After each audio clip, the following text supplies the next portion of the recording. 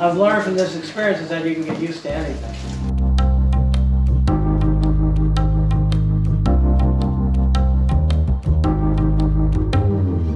So I've never left for a storm.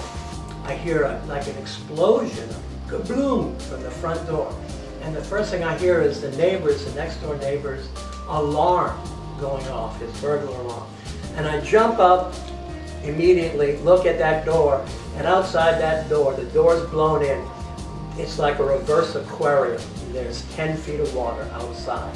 It was a tsunami that came down the street, came from the north. The water's coming in, and I took a couple steps into the living room, and the water was about to hit me. I remember, this is another thing I remember, is holding my breath like you do when you jump in a cold pool or into the Gulf or something, because it's going to be cold. And I held my breath, and the water hit me, and it was like 95 degrees. It was hot, brown, muddy, I mean, it was nasty, nasty water.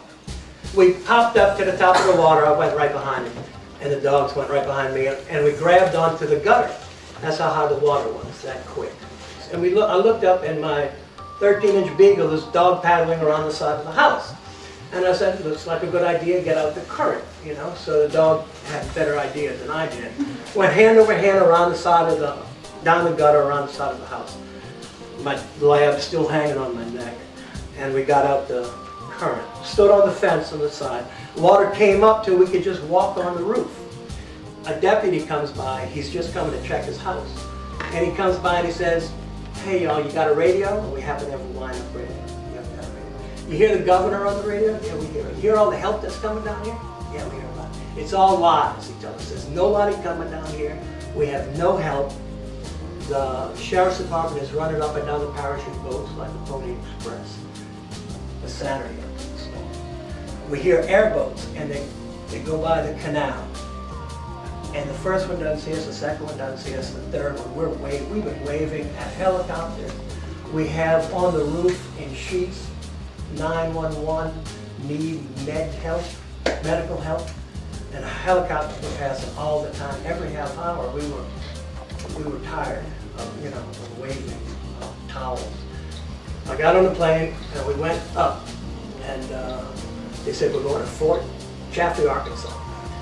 And on the way down, they said there's been a change in plans. We're landing at Austin International Airport. And we landed at Austin. Everybody was going into the convention center. And I started walking in and said, sir, with the dogs. I said, oh, I understand, for the 40th time. You know, I can't bring the dogs, it's fine. Thanks for rescuing me. I'll just go under the overpass. So I got on the dog. And they said, no, you don't understand. We're from the Humane Society. The people in Austin were incredible. The volunteers have done virtually everything. Without the volunteers, I'm not sure if we'd be much further than the streets being cleaned or put in a position where cars can pass. They help us recover in our soul.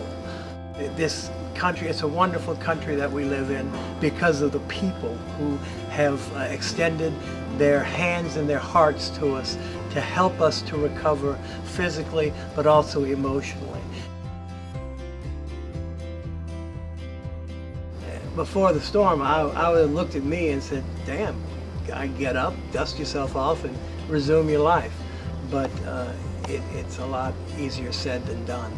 And without the help of people, real people who come and offer themselves to you, without that support, it's hard to get up and dust yourself off and resume living, really living. The volunteers have shown us the light that we couldn't see. God bless all volunteers. And the St. Bernard Project.